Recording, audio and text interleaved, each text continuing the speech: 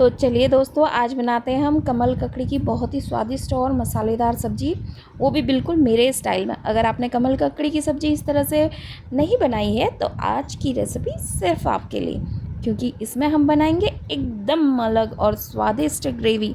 तो चलिए बिना देर किए हुए शुरू करते हैं कमल ककड़ी की तैयारी। सबसे पहले मैंने कमल ककड़ी ली है, उसे सबसे पहले पानी से साफ़ कर लेंगे क्योंकि इसके ऊपर मिट्टी लगी हुई होती है। अब इसके दोनों किनारों को काट लेंगे और इसे हल्का छील लेंगे। इसके ऊपर की जो लेयर होती है इसको रिमूव करना होता है। अब जब हमने इस सभी कमल ककड़ियों को अच्छे से साफ़ कर लिया है, अब बारी आएगी इनको कट करने की। इनको अब छोटे छोटे पीसेस में काट लेंगे और देखिए कट करने के बाद इसके जो पीसेस हैं कितने सुंदर लगेंगे।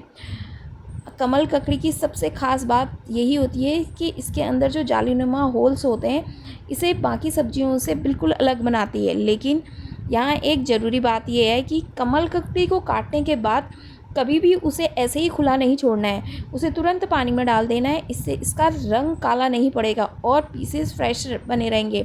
अब इसे पानी में रहने देते हैं और क्योंकि हमें अब इसे सॉफ़्ट करने वाली प्रोसेस स्टार्ट करनी है, तो उससे पहले हम तैयार करेंगे ग्रेवी। अब सबसे पहले मैंने अनियंस काट लिए हैं, इसके साथ साथ मैंने टमाटर के बड़े बड़े पीसेस काट दिए हैं। अब आई इनको पकाने की बारी। इसको पकाने के लिए मैंने क्या किया, कढ़ाई में टमाटर के बड़े बड़े पीसेस रख लिए हैं, अनियंस रख लिए हैं, प्याज रख लिए हैं, अजवाइन, काली मिर्च, कड़ी पत्ता और थोड़ी सी हरी मिर्च भी डाल दी है।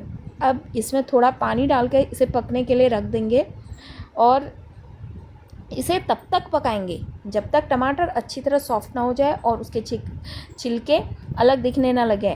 और जैसे ही आपको लगे कि टमाटर अच्छे से पक गया है तो आप इसे छोड़ सकते हैं। अब बारी आई है कमल ककड़ी को सॉफ्ट करने की। दूसरी तरफ अब हम कमल ककड़ी को थोड़ा पानी डालकर कुकर में रखेंगे। 3 से 4 सीटियाँ लगने तक इसको पकने देना है। इसको अब हमने जो टमाटर, अनियन वगैरह ये सब हमने पकाया था, उसकी हम ग्रेवी की तैयारी करते हैं।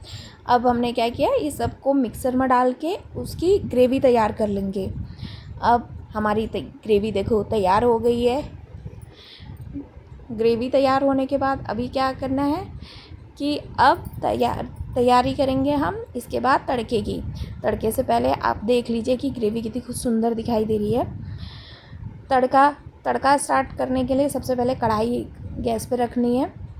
कढ़ाई गैस पे रखने के बाद इसके ऊपर अब हमने इसमें डाल देना है तेल और साथ साथ में हमने डाल देना है जीरा चटकने लगे तो उसमें प्याज डाल दें और प्याज को हल्का सुनहरा होने तक अच्छी तरह पकाना है। प्याज का गोल्डन रंग ही हमारी सब्ज़ी के स्वाद और रंग को और भी अच्छा बनाएगा।